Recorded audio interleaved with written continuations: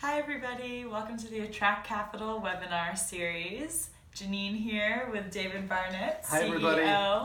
And today we're going to be talking about due diligence and how to be a due diligence ninja. A due diligence ninja? That Yes. sounds like fun, Janine. Yes.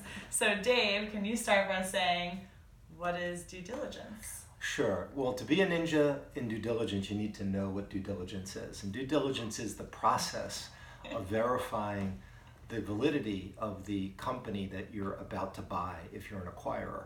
And it's really vetting the financials as well as the operations, the products, and the customers to make sure that everything is as represented.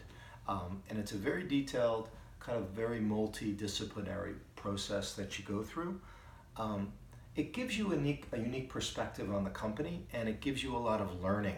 You get to learn kind of what are the unique value drivers of the business. You get to know who the important people in the business are. You get to know the strengths, you get to know the weaknesses. So it's not just a legal process, it's not just a financial process, but more importantly, it's an operational process. So a lot of ninja moves that you'd have to learn to really... Right, like you don't go from I think the first would be like a white belt, Yeah. and then you don't get to the black belt unless you've done a lot of deals. And I've been involved in probably about 150 due diligences because I've been involved in about 150 deals. So I've seen a fair amount of chopping going on. Karate chopping. So what are some of the weaknesses then with due diligence?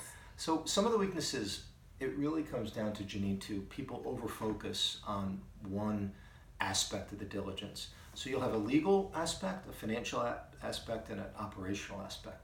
And people might over-focus on the financial side of it to the exclusion of the operational, when in fact, understanding the operation and understanding the product, the customers, the quality of the people, and the culture, that's even more important than the financial.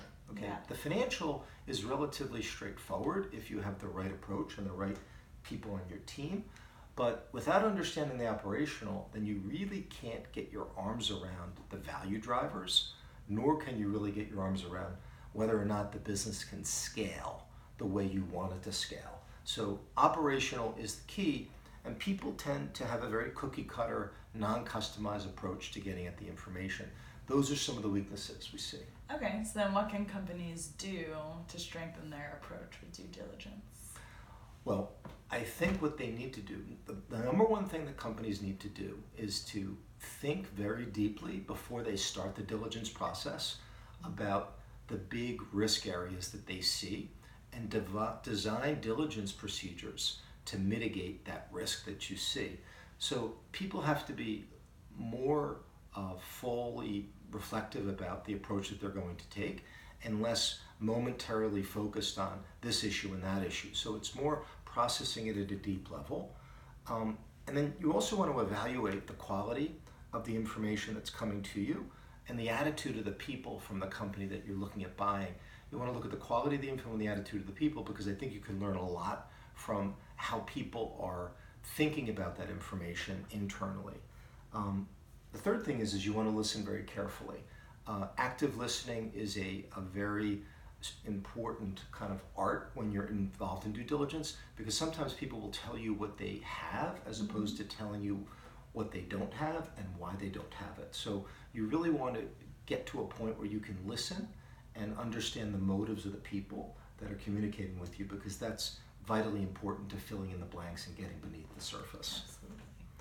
I'd say another key tip is you want to have a standard checklist. You want to go into the due diligence process not randomly, but you want to go into it with a kind of a preset list of questions that are appropriate for that particular business, so you're not all over the map and you're not driving the company crazy with information requests. And I'd say the final two are, you want to use a multidisciplinary team. You want to use people that have different perspectives on your side. You want a financial perspective, an operational perspective, a culture perspective. And the third thing is, you don't want to take no for an answer. If you want information and you think it's important information, then you have to nicely insist on getting it and make the person who's providing it to you understand the importance of that information. So I think if you implement all these steps, I think you have a very strong chance of becoming a due diligence ninja. All right. So now we know what it takes to become a ninja through our due diligence processing. Thank you, Dave, for sharing all of that. Thank you, Janine. And until next time, we'll be back with the Attract Capital webinars. Thank you very much. Bye-bye.